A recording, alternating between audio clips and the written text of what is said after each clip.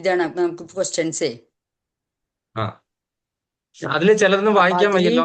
ചിലതൊന്നും വായിക്കാൻ വയ്യ. മാതാജിയുടെ ആ കയ്യക്ഷരാന്ന് തോന്നുന്നു അല്ലേ? ഞാ- അത് ഞാനേ ഉഷമണി മാതാജിക്ക് ഇട്ടോ കണ്ട് ഞാൻ എനിക്ക് നാരായണ ക്ലാസ് അത് എടുക്കണം. അപ്പൊ ഞാൻ പെട്ടെന്ന് ഇതിൽ എഴുതിട്ടോ. ഞാൻ ശരിക്കും ആൾക്ക് എഴുതി കൊടുത്തു. വേറെ ഷീറ്റ് ഞാൻ എഴുതി കൊടുത്തിട്ടുണ്ട് ആൾക്ക് ഉത്തരത്തില്.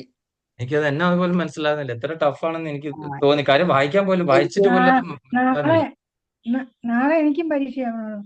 പിന്നെ ആ ഉപദേശാമൃതം മാതാജി നാളെ പരീക്ഷ. അപ്പൊ അതിലത്തെ ഉത്തരങ്ങളാണ്, അതിലത്തെ ഉത്തരല്ലേ നമ്മൾ എഴുതേണ്ടത്. ഉപദേശാമൃതത്തെ ഉത്തരമാണ് നമ്മൾ എഴുതേണ്ടത്. ഉപദേശാമൃതമായിട്ട് ബേസ് ചെയ്തിട്ട് വേണം എഴുതാനായിട്ട്. ആ എഴുതാനായിട്ട് അത് തന്നെ. അപ്പൊ അതില് അതാണ് കൊടുത്താണ് ഉത്തരം. അതെ. അപ്പൊ അങ്ങനെയാണ് അത് എഴുതിക്കോ. അത് കൃത്യം തന്നെയാണ്. ആ അതിലൊരു തെറ്റുമില്ല. ഈ വേദം എന്ന് ഒരാൾ ആ വെറുതെ ചോദിച്ചു കഴിഞ്ഞാൽ അർത്ഥം അറിവെന്ന. അല്ലാതെ അറിവ്. ഉപദേശാമൃതത്തെ ബേസ് ചെയ്തിട്ടാണെങ്കിൽ അത് ഡീറ്റെയിൽഡ് ആയിട്ട് പറയും എന്താന്നുള്ളത്. ഉം. ഓക്കെ, മാതാജി പറഞ്ഞ ആൻസർ പക്ഷെ ഉദാരകൃത്യ പ്രഭു പറഞ്ഞത്, നമുക്ക് ക്ലാസ് എടുത്തപ്പോ പറഞ്ഞത് ഭഗവാൻ ശബ്ദരൂപത്തിലുള്ള ജ്ഞാനം എന്നാ പറഞ്ഞാണ്. അപ്പൊ അതൊക്കെ നമ്മൾ എഴുതണ്ട. ഞാൻ ചോദിക്കാം. അപ്പൊ രണ്ട് കൺഫ്യൂഷൻ ആയി. ഇല്ല ഇല്ല, കുഴപ്പമില്ല. അത് തന്നെ എഴുതിക്കോ. ശബ്ദരൂപത്തിലുള്ള ജ്ഞാനം അത് തന്നെ എഴുതിക്കോ. ആ ആ ഓക്കെ. കാര്യം ഞാൻ ഈ ഉപദേശാമൃതം ഞാൻ വായിക്കാത്തതും ഇതൊക്കെയാണ്. അപ്പം നിങ്ങൾക്കൊക്കെ ആ ക്ലാസ്സിൽ ഇരുന്നാൽ അറ്റ്ലീസ്റ്റ് കുറച്ചെങ്കിലും അറിയാലോ. നോട്ടൊക്കെ എഴുതിയതല്ലേ. അപ്പൊ അതുകൊണ്ട് അതിനെ ബേസ് ചെയ്ത് എഴുതിക്കോ. ഞാൻ എനിക്ക് അറിയാവുന്നതും പിന്നെ ഞാൻ ചിലത് ഇന്റർനെറ്റിൽ അവിടെ ഇവിടെയൊക്കെ സെർച്ച് ചെയ്തിട്ടുള്ള ഉത്തരങ്ങളാണ് എഴുതിയിരിക്കുന്നത്. ഓക്കെ. പിന്നെ ബാക്കി കുറെ എണ്ണം മനസ്സിലാകാത്ത ഞാൻ ഉഷമണി മാതാജിക്ക് അയച്ചു കൊടുത്തിട്ടുണ്ടായിരുന്നു. ഇത് എനിക്ക് മനസ്സിലായിട്ടില്ല എന്ന് പറഞ്ഞിട്ട്. ഓക്കെ. അപ്പൊ അതിന്റെ മറുപടി ഇതുവരെ കിട്ടിയില്ല. അത് കാരണം ഞാൻ അയച്ചുമില്ല. ഓക്കെ. രണ്ടാമത്തെ പേജ് തുടങ്ങിയിട്ടില്ല. കാര്യം ഓഫീസിൽ ഇരിക്കുന്നതിന്റെ ഇടയ്ക്ക് വേണ്ട ഈ ജോലി ചെയ്യാനായിട്ട്. അതെ. ഞാൻ പറഞ്ഞു മാതാജിക്ക് ഞാൻ ഇട്ട് തരാം. ഞാൻ മാതാജിക്ക് കുറെ ഇട്ട് കൊടുത്തു. രണ്ടെണ്ണം മാത്രമേ പുറത്തുനിന്ന് വന്നിട്ടുള്ളത് ഞാൻ മാതാജിക്ക് അറിയാത്തുള്ളൂ. അപ്പൊ ഞാൻ ബാക്കിയൊക്കെ ഞാൻ ഉത്തരം എഴുതിട്ട് കൊടുത്തിട്ടുണ്ട് മാതാജിക്ക്. ഹരേ കൃഷ്ണ. അപ്പോ ഒരു കാര്യം ചെയ്യാം. നമുക്ക് ഭഗവത്ഗീത ശ്രീമദ് ഭാഗവതം പ്രശ്നോത്തരിയാണ്. 4ാമത്തെ പ്രശ്നോത്തരിയാണ് അത് ഭാഗവതത്തിലെ. അപ്പം 4 ഓപ്ഷൻ വീതം ഉണ്ട്. അപ്പൊ നിങ്ങൾ ശരിയായിട്ടുള്ള ഉത്തരം ഏതാണെന്ന് മാത്രം എഴുതുക. എ ആണോ, ബി ആണോ, സി ആണോ, ഡി ആണോ എന്ന് മാത്രം. അപ്പൊ എല്ലാവരും നോക്കിയിട്ടൊന്ന്. വളരെ വളരെ ഈസിയാണ് ഇത്. 25-ൽ 25 എല്ലാവർക്കും തന്നെ കിട്ടണം. ഓക്കെ. അങ്ങോട്ടും ഇങ്ങോട്ടും മാറിപ്പോവാതെ ശ്രദ്ധിച്ചിരിക്കുക. ഈ അധ്യായത്തിൽ ഒന്നാമത്തെ ചോദ്യം വായിക്കുകയാണ്. ശ്രദ്ധിച്ചിരുന്നോളും. ഇനി എല്ലാവരും പേപ്പർ എടുത്തിട്ട് ശ്രദ്ധിച്ചിരിക്കുക. ഈ അധ്യായത്തിൽ പ്രധാനമായും ആരുടെ പ്രവർത്തനങ്ങളെ പറ്റിയാണ് വിവരിക്കുന്നത്? A Naradamuni, B Sukhdev Goswami, C Vyasadevan, D Parasharamuni.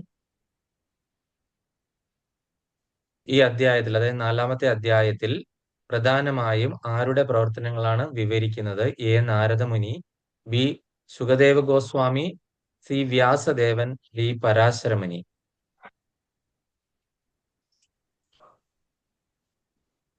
രണ്ടാമത്തേത്, വേദവ്യാസൻ ആരുടെ പുത്രനാണ്? Option A Vasishthan. കാണാൻ പറ്റുന്നുണ്ടോ ഷെയറിംഗില്?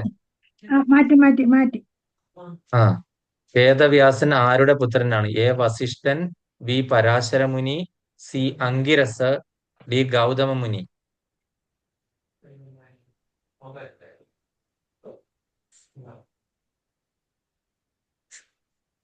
എല്ലാരും മ്യൂട്ടിലിരിക്കുക. അല്ലെ ചിലപ്പോ ഉത്തരം നിങ്ങൾ പറയുന്നത് മറ്റുള്ളവർ കേൾക്കും പറഞ്ഞെഴുതുമ്പോ. മൂന്നാമത്തെ ചോദ്യം, വേദവ്യാസന്റെ മറ്റൊരു പേരെന്താണ്? Devalan, B Badarayanan, C Vishwamitran, D Jaimini. വേദവ്യാസന്റെ മറ്റൊരു പേര് എന്താണ്? A Devalan, B Badarayanan, C Vishwamitran, D Jaimini.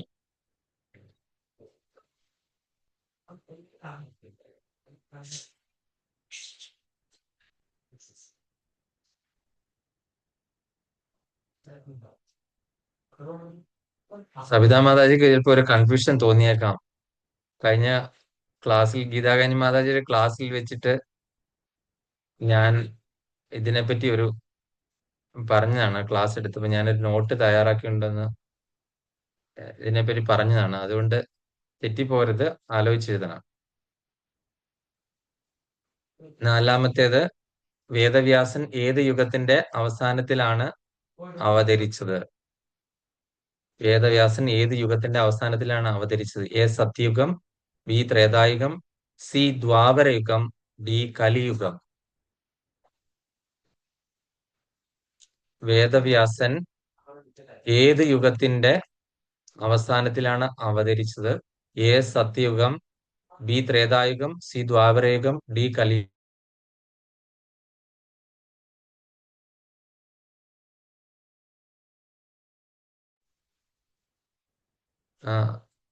അഞ്ചാമത്തെ ചോദ്യം, വേദവ്യാസൻ വേദങ്ങളെ വിഭജിച്ചതിന്റെ പ്രധാന കാരണം എന്തായിരുന്നു? ശ്രദ്ധിച്ചു കേൾക്കുക. എ യജ്ഞങ്ങൾ വർദ്ധിപ്പിക്കാൻ, ബി ജനങ്ങളുടെ ആയുസ് കുറയുന്നതിനാൽ, സി രാജ്യഭരണം മെച്ചപ്പെടുത്തുവാൻ, ഡി ദേവന്മാരെ സന്തോഷിപ്പിക്കുവാൻ. ശ്രദ്ധിച്ചുത്തരം എഴുതുക. വേദവ്യാസൻ വേദങ്ങളെ വിഭജിച്ചതിന്റെ പ്രധാനപ്പെട്ട കാരണം എന്തായിരുന്നു? എ യജ്ഞങ്ങൾ വർദ്ധിപ്പിക്കാൻ വേണ്ടിയിട്ട്, ബി ജനങ്ങളുടെ ആയുസ് കുറയുന്നതിനാൽ, ബി രാജ്യഭരണം മെച്ചപ്പെടുത്തുവാൻ വേണ്ടിയിട്ട്, ബി ദേവന്മാരെ സന്തോഷിപ്പിക്കാൻ വേണ്ടി.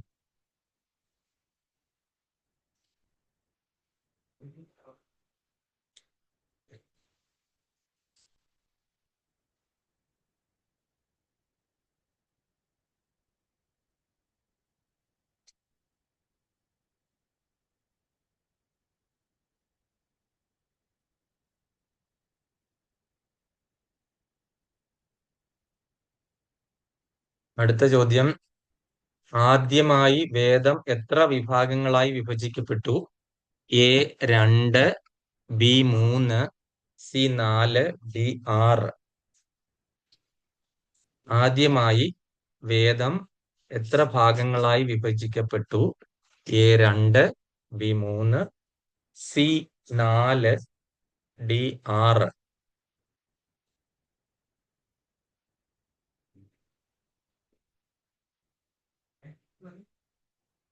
ആലോചിച്ചെഴുതണം. ഏഴാമത്തേത്, ഋഗ്വേദം ആരെ ഏൽപ്പിച്ചു? A Vaishampayanan, B Jaimini, C Pailan, D Sumantu. Rigveda പ്രചരിപ്പിക്കാൻ വേണ്ടിയിട്ട് വേദവ്യാസമുനി ആരെയാണ് ഏൽപ്പിച്ചത്? A Vaishampayanan, B Jaimini, C Pailan, D Sumantu.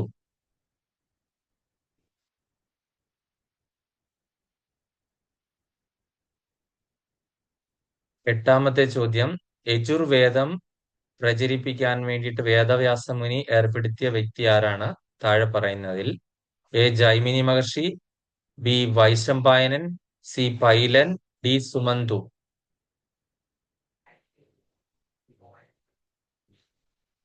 Yajurveda പ്രചരിപ്പിക്കാൻ വേണ്ടിയിട്ട് ഏൽപ്പിച്ച വ്യക്തി ആരാണ്? A Jaimini, B Vaishampayanan, C Pailan, D Sumantu. 9, Samaveda പ്രചരിപ്പിക്കാനായിട്ട് വേദവ്യാസമുനി ഏർപ്പെടുത്തിയ വ്യക്തി ആരാണ്? A Jaimini, B Pailan, C Sumantu, D Shukadeva Goswami. Samaveda പ്രചരിപ്പിക്കാൻ വേണ്ടിയിട്ട് വേദവ്യാസ മഹർഷി ഏർപ്പെടുത്തിയ വ്യക്തി A Jaimini, B Pailan, C Sumantu, D Sukhdev Goswami.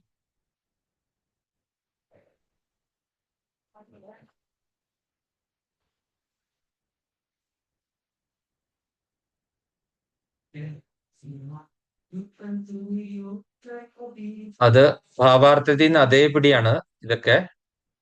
അതിന്റെ ഭാവാർത്ഥത്തിൽ അതേപിടി ഇതിനു വേണ്ടി തന്നെ ശ്ലോകങ്ങൾ ഉണ്ടായിരുന്നു. അടുത്ത, അഥർവവേദം പ്രചരിപ്പിക്കാൻ വേണ്ടിയിട്ട് ആരെയാണ് ഏൽപ്പിച്ചത്? A Pailan, B Jaimini, C Sumantu, D Vaishampayana.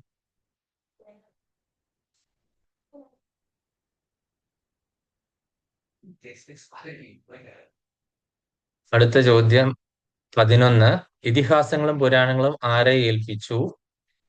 A Sukhadevan, B Romaharshanan, C Jaimini, D Sumantu. ഇതിഹാസങ്ങളും പുരാണങ്ങളും ആരെ ഏൽപ്പിച്ചു? A Sukhadevan, B Romaharshanan, B C Jaimini, D Sumantu. 12ാമത്തെ ചോദ്യം, ശ്രീല പ്രഭുപാദരുടെ ഭാവാർത്ഥ പ്രകാരം പുരാണങ്ങളും ഇതിഹാസങ്ങളും എന്തായി കണക്കാക്കപ്പെട്ടു? എ. ഉപനിഷത്തുക്കൾ, ബി. പഞ്ചമവേദം, സി. വേദാംഗം, ഡി. സ്മൃതി മാത്രം. ശ്രീല പ്രഭുപാദരുടെ ഭാവാർത്ഥത്തിൽ പുരാണങ്ങളെയും ഇതിഹാസങ്ങളെയും എന്തായി കണക്കാക്കപ്പെട്ടു? എ. ഉപനിഷത്തുക്കളായിട്ട്, ബി. പഞ്ചമവേദമായിട്ട്, സി. വേദാംഗമായിട്ട്, ഡി. സ്മൃതി മാത്രമായിട്ട്.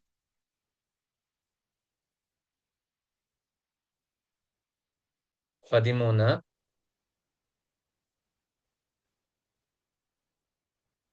വേദങ്ങൾ പഠിക്കാൻ അർഹതയില്ലാത്തവർക്ക് ആത്മീയജ്ഞാനം നൽകാനായി വേദവ്യാസൻ ഏത് ഗ്രന്ഥം രചിച്ചു? A. Brahmasutram, B. Mahabharatam, C. Vedanta സൂത്രം, ഡി. നാരദ പഞ്ചരാത്രം. വേദങ്ങൾ പഠിക്കാൻ അർഹതയില്ലാത്തവർക്ക് ആത്മീയജ്ഞാനം നൽകാനായി വേദവ്യാസൻ ഏത് ഗ്രന്ഥം രചിച്ചു? A. Brahmasutram, B. Mahabharatam, C. Vedanta സൂത്രം, ഡി. നാരദ പഞ്ചരാത്രം.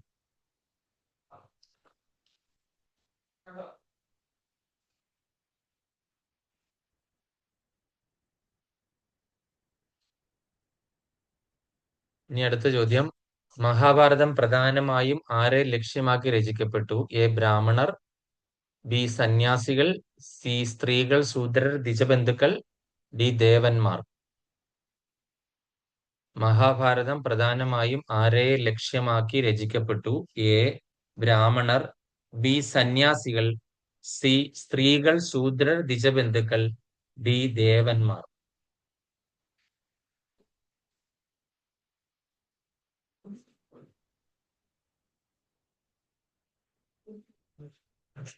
പതിനഞ്ചാമത്തെ ചോദ്യം,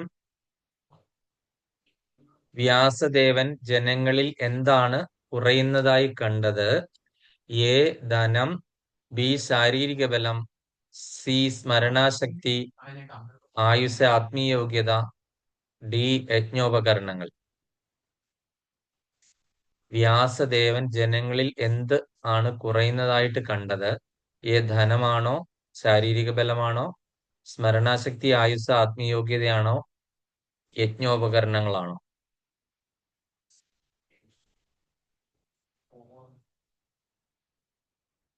പതിനാറ്, കലിയുഗത്തിൽ മനുഷ്യരുടെ പ്രധാന ദൗർബല്യം എന്താണ് എന്ന് ഈ അധ്യായം സൂചിപ്പിക്കുന്നു? ഏതാണ് കലിയുഗത്തിലെ മനുഷ്യരുടെ ഏറ്റവും പ്രധാനപ്പെട്ട ദൗർബല്യം? എ. അമിതബലം, ബി. ദീർഘായുസ്, സി. ബുദ്ധിമാന്ദ്യവും അല്പായുസും, ഡി. അമിത തപസ്.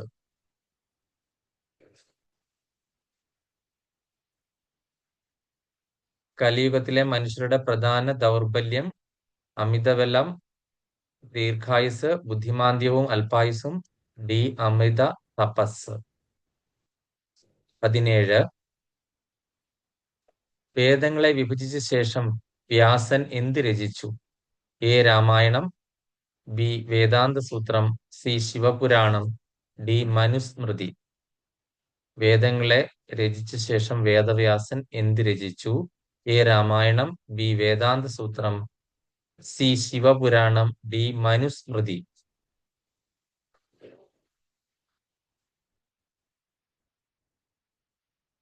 18, വ്യാസദേവൻ എന്തുകൊണ്ടാണ് വേദങ്ങളെ വിഭജിച്ചത്? എ. സ്വന്തം പ്രശസ്തിക്കായി, ബി. ജീവികളുടെ ക്ഷേമത്തിനായി, ഡി. രാജാവിന്റെ നിർദ്ദേശപ്രകാരം, ഡി. ദേവന്മാരുടെ അഭ്യർത്ഥന പ്രകാരം. വ്യാസദേവൻ വേദങ്ങളെ വിഭജിക്കാനുണ്ടായ കാരണം എന്താണ്?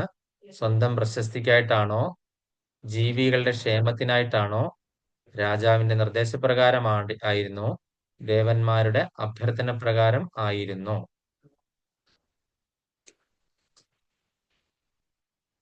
19ാമത്തെ ചോദ്യം, വ്യാസദേവൻ ആരുടെ അവതാരമായി കണക്കാക്കപ്പെടുന്നു? എ. ശിവൻ, ബി. ബ്രഹ്മാവ്, സി. നാരായണൻ, ഡി. ഇന്ദ്രൻ. വ്യാസദേവൻ ആരുടെ അവതാരമായി കണക്കാക്കപ്പെടുന്നു? എ. ശിവൻ, ബി. ബ്രഹ്മാവ്, C. Narayanan, D. Indran.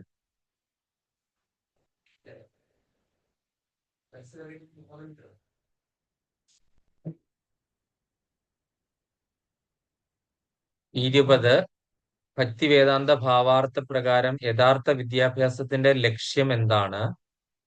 A. സാമ്പത്തിക പുരോഗതി, ബി. രാഷ്ട്രീയ ശക്തി, സി. കൃഷ്ണാവബോധം ഉണർത്തുക, ഡി. സ്വർഗ ലോകപ്രാപ്തി. യഥാർത്ഥ വിദ്യാഭ്യാസത്തിന്റെ ലക്ഷ്യം എന്താണ്? എ. സാമ്പത്തിക പുരോഗതി, ബി. രാഷ്ട്രീയ ശക്തി, സി. കൃഷ്ണാവബോധം ഉണർത്തുക, ഡി. സ്വർഗലോകപ്രാപ്തി.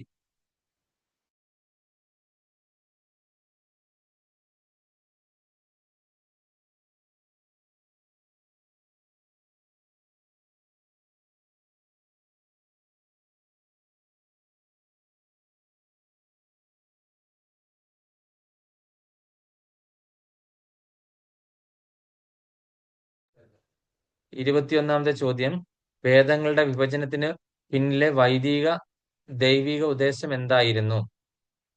എ. വിവിധ വിഭാഗക്കാർക്കും ആത്മീയമായ പുരോഗതി ലഭ്യമാകുക, ബി. മതവിഭാഗങ്ങൾ സൃഷ്ടിക്കുക, സി. രാജാക്കന്മാരെ ശക്തരാക്കുക, ഡി. യുദ്ധം തടയുക.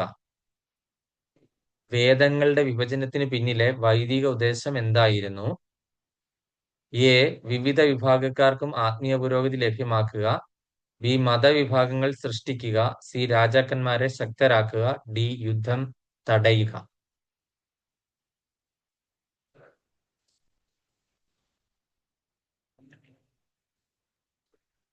ഇരുപത്തിരണ്ട് ശ്രീമദ് ഭാഗവതത്തിന്റെ അവതരണത്തിന് മുൻപ് വ്യാസദേവൻ എന്തനുഭവിച്ചു?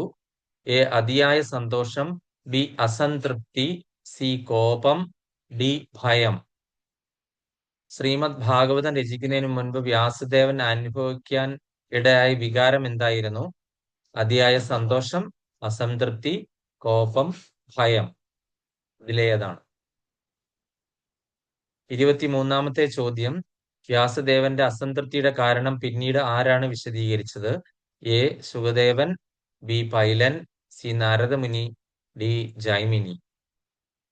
വ്യാസദേവന്റെ അസംതൃപ്തിയുടെ കാരണം പിന്നീട് ആരാണ് വിശദമായിട്ട് പറഞ്ഞത്? A. Shukadevan, B. Pailan, C. Naradamuni, D. Jaimini.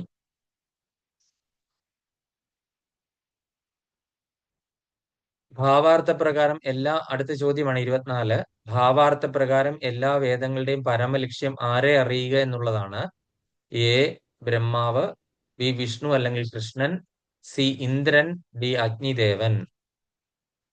എല്ലാ വേദങ്ങളുടെയും പരമലക്ഷ്യം എന്ന് പറയുന്നത് ആരെ അറിയുക എന്നുള്ളതാണ്.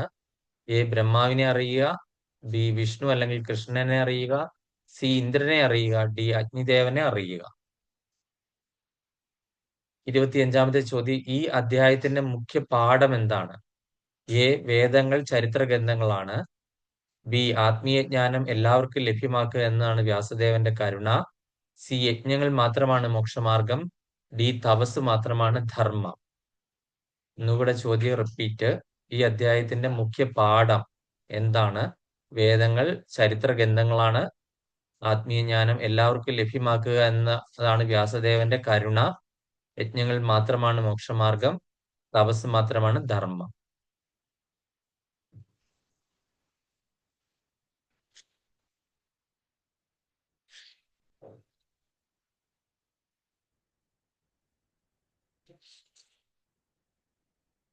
എല്ലാവരും കഴിഞ്ഞു എന്ന് വിചാരിക്കുന്നു. കഴിഞ്ഞില്ലേ? ഓക്കെ, ഉത്തരത്തിലേക്ക് കിടക്കാണ്. പ്രഭു ഹരേഷ്ണ, ഹരേഷ്ണ മാതാജി. ആദ്യത്തത് 20-ന് മുമ്പുള്ളത് 17-ന് മുമ്പുള്ളത് ഒന്ന് സ്ക്രീനിൽ ഇട്ട് തരുമോ? ചോദ്യം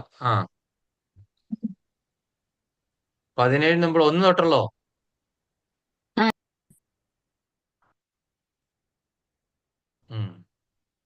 വേഗം വേഗം എഴുതിക്കോണേ,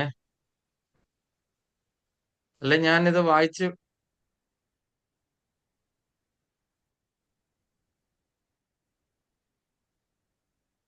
എഴുതിയോ?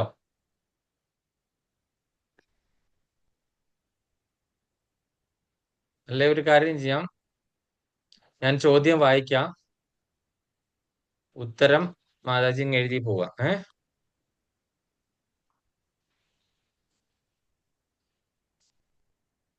ഈ അധ്യായത്തിൽ പ്രധാനമായും ആരുടെ പ്രവർത്തനങ്ങളാണ് വിവരിക്കുന്നത്?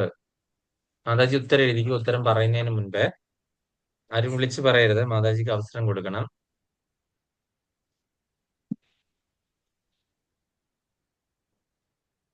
ഉത്തരം പറയാൻ പോവുകയാണ്. ഏതായിരുന്നു ഉത്തരം?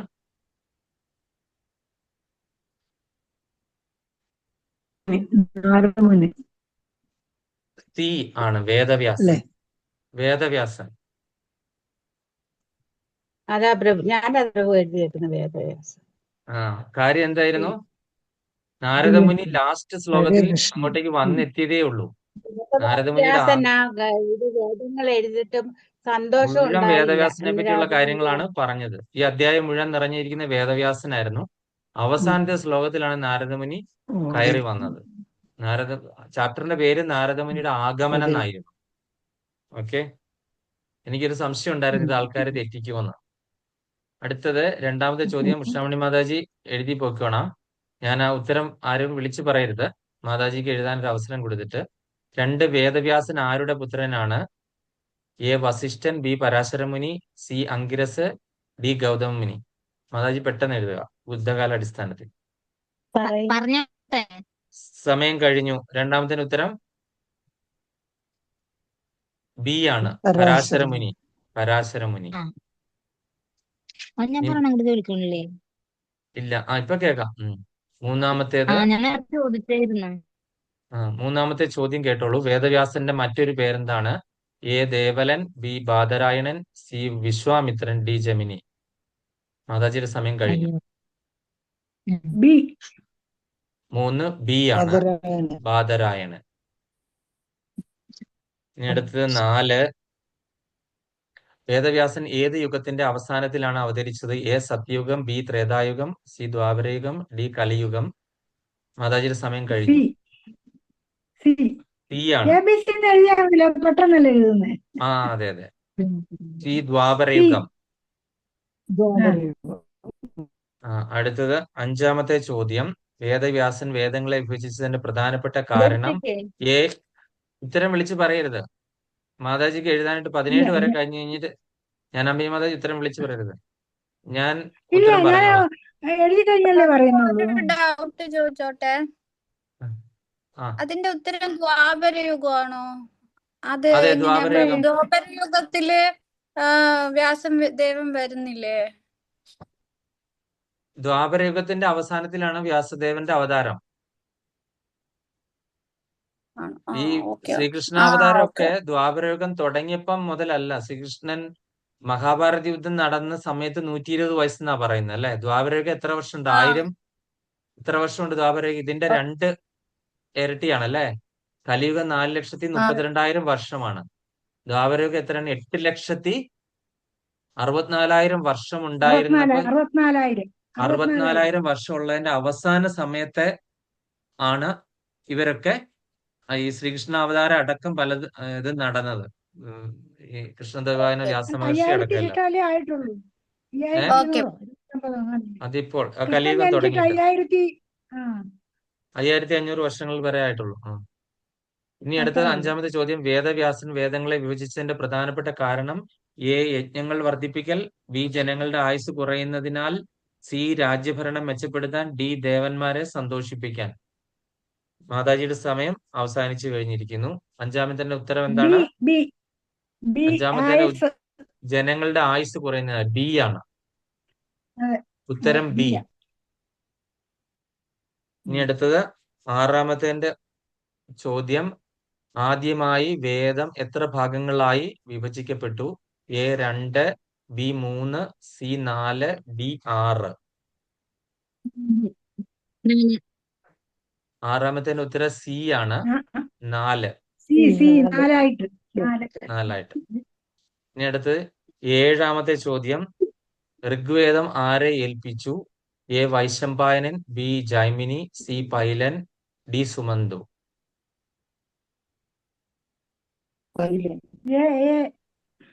7ാമത്തേതിന്റെ C pylon.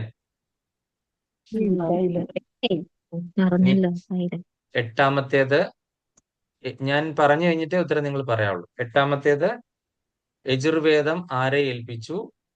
A Jaimini, B Vaishampayanan, C Pailan, D Sumantu. B ആണ് വൈശംപായനൻ. ബി വൈശംപായനൻ. ഒൻപതാമത്തെ ചോദ്യം സാമവേദം ആരെ ഏൽപ്പിച്ചു? A Jaimini, B Pailan, C Sumantu, D Sukhadevan. 9 സാമവേദം ജൈമിനിയെ ഏൽപ്പിച്ചു. ജൈമിനി. എ ആണ് ഉത്തരം. 10 അഥർവവേദം ആരെ ഏൽപ്പിച്ചു? A Pailan, B Jaimini, C Sumantu, D Vaishampayanan. 10ന്റെ ആൻസർ ഏതാണ്? സുമന്തു. സി സുമന്തു. 11 ഇതിഹാസങ്ങളും പുരാണങ്ങളും ആരെ ഏൽപ്പിച്ചു? A Sukhadevan, B Romaharshanan, C Jaimini, C D സുമന്തു. ഉത്തരം രോമഹർഷണൻ. 11 ബി രോമഹർഷണൻ. 12 ശ്രീല പ്രഭുപാദയുടെ ഭാവാർത്ഥ പ്രകാരം പുരാണങ്ങളും ഇതിഹാസങ്ങളും എന്തായി കണക്കാക്കപ്പെടുന്നു?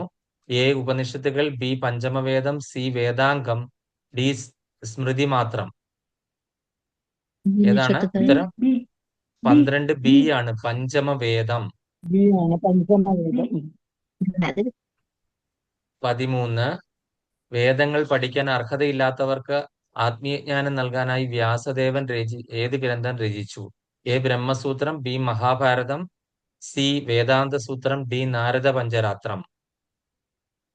13ന്റെ ഉത്തരം ഏതാണ്? 13ന്റെ ബി ആണ് മഹാഭാരതം. മഹാഭാരതം. 14 മഹാഭാരതം പ്രധാനമായും ആരെ ലക്ഷ്യമാക്കിയാണ് രചിക്കപ്പെട്ടത്? എ ബ്രാഹ്മണർ, ബി സന്യാസികൾ, സി സ്ത്രീകൾ, ശൂദ്രർ, ദ്വിജബന്ധുക്കൾ, ഡി ദേവന്മാർ. ഏതാണ് ഉത്തരം? സി ആണ്. 14 സി സ്ത്രീകൾ, ശൂദ്രർ, ദ്വിജബന്ധുക്കൾ. അടുത്തത് 15 വ്യാസദേവൻ ജനങ്ങളിൽ എന്ത് കുറയുന്നതായിട്ടാണ് കണ്ടത്? എ ധനം, ബി ശാരീരിക ബലം, സി സ്മരണാശക്തി, ആയുസ്, ആത്മീയോഗ്യത, ഡി യജ്ഞോപകരണങ്ങൾ. എന്താണ്? 15ന്റെ ഉത്തരം സി ആണ്. സ്മരണശക്തി, ആയുസ്, ആത്മീയോഗ്യത. 16 കലിയുഗത്തിൽ മനുഷ്യരുടെ പ്രധാന ദൗർബല്യം എന്താണെന്നാണ് ഈ അധ്യായം സൂചിപ്പിക്കുന്നത്? എ അമിതബലം, ബി ദീർഘായുസ്, സി ബുദ്ധിമാന്ദ്യവും അല്പായുസും, ഡി അമിത തപസ്. 16ന്റെ ഉത്തരം സി ആണ്. ബുദ്ധിമാന്ദ്യവും അല്പായുസും. ഇനി അടുത്തത് തൊട്ട് മാതാജിക്ക് എഴുതിയതാണല്ലോ, അത് കാരണം ഇനി നമുക്ക് ഡയറക്റ്റ്ലി ഉത്തരം പറയാം. ഓപ്ഷൻസ് ഒന്നും വായിക്കണ്ട. 17 വേദങ്ങളെ വിഭജിച്ചതിന് ശേഷം വ്യാസദേവൻ എന്ത് രചിച്ചു? ഉത്തരം ഏതാണ്? ബി വേദാന്ത സൂത്രം.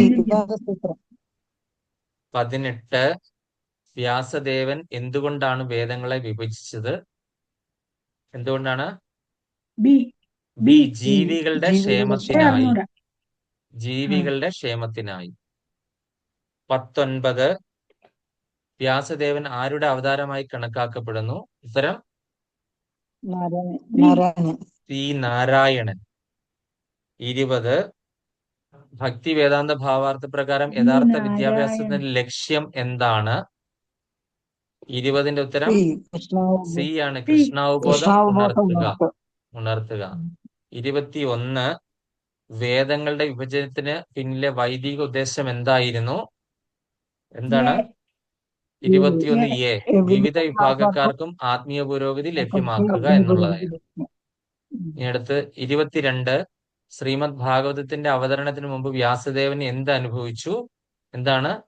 22 ബി ആണ്. അസംതൃപ്തി. 23 വ്യാസദേവന്റെ അസംതൃപ്തിയുടെ കാരണം പിന്നീട് ആരാണ് വിശദീകരിച്ചത്? സി നാരദ മുനി.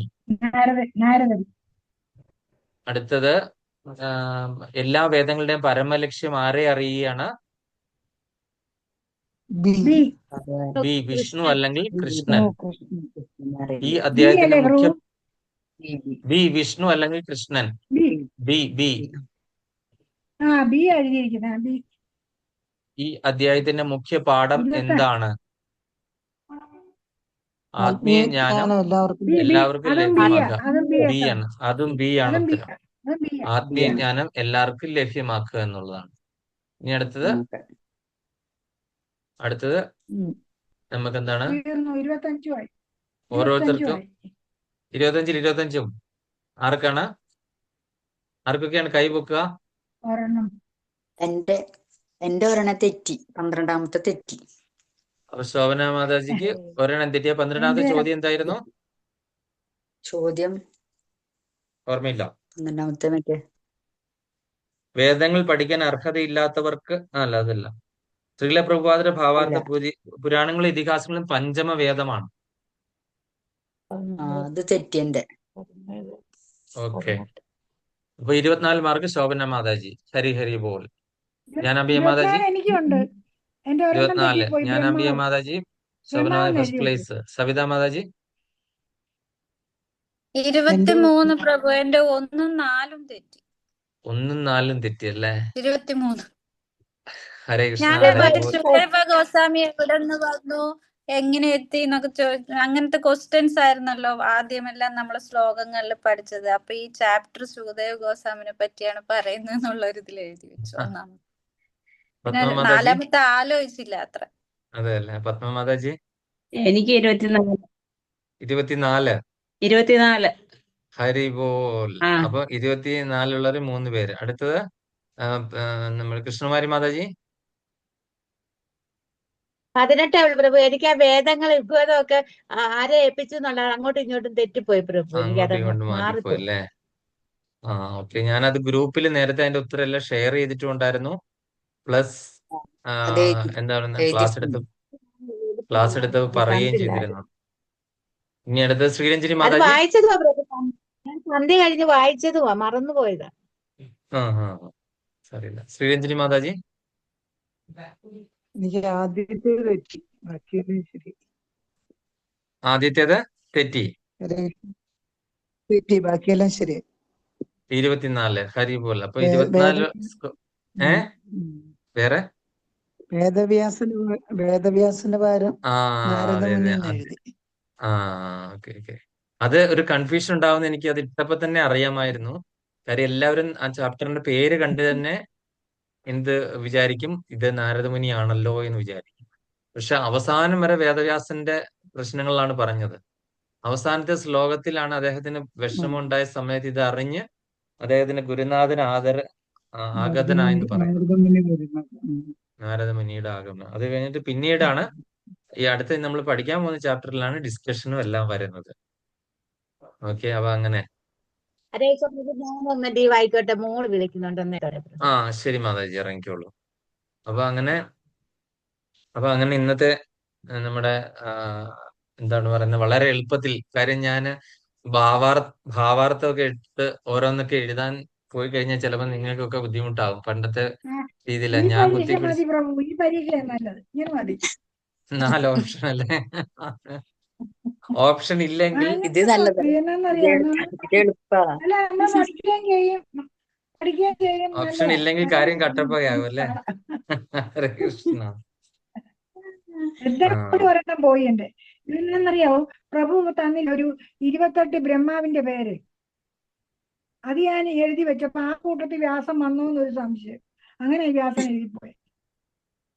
ഞാൻ തന്നു 28 ബ്രഹ്മാവിന്റെ പേര്. പ്രഭു തന്നു. ഞാനെല്ലാം നോക്കിയപ്പം പ്രഭു തന്നിട്ടുണ്ട് 28 വ്യാസദേവന്റെ, ബ്രഹ്മാവിന്റെ പേര്. 28 വ്യാസന്റെ പേര്. വ്യാസദേവൻ. സോറി, ശരിയാ. അയ്യോ, ഞാൻ ഞെട്ടിപ്പോയി. 28 ബ്രഹ്മാവ്. എനിക്ക് ആകെ ഒരു ബ്രഹ്മാവിനെ പറ്റി അറിയുള്ളൂ. 1000 തലയുള്ള ബ്രഹ്മാവ് വരെ ഉണ്ടെന്ന് കേട്ടിട്ടുണ്ട്. അല്ലല്ല, 28 വ്യാസദേവന്റെ. അപ്പൊ അതിനകത്ത് ഞാന് ബ്രഹ്മാവെന്ന് എഴുതിയെന്നൊരു സംശയം എനിക്ക്.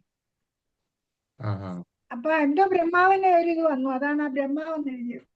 അല്ലെ 25 ശരിയായി പോയനെ. സാരമില്ല, അത്രയും കിട്ടിയ. അപ്പൊ നാളെയാണ് എന്താ പറയുന്നേ, നാളെ എനിക്ക് പരീക്ഷ. നാളെ നിങ്ങൾക്ക് എല്ലാവർക്കും അല്ലേ?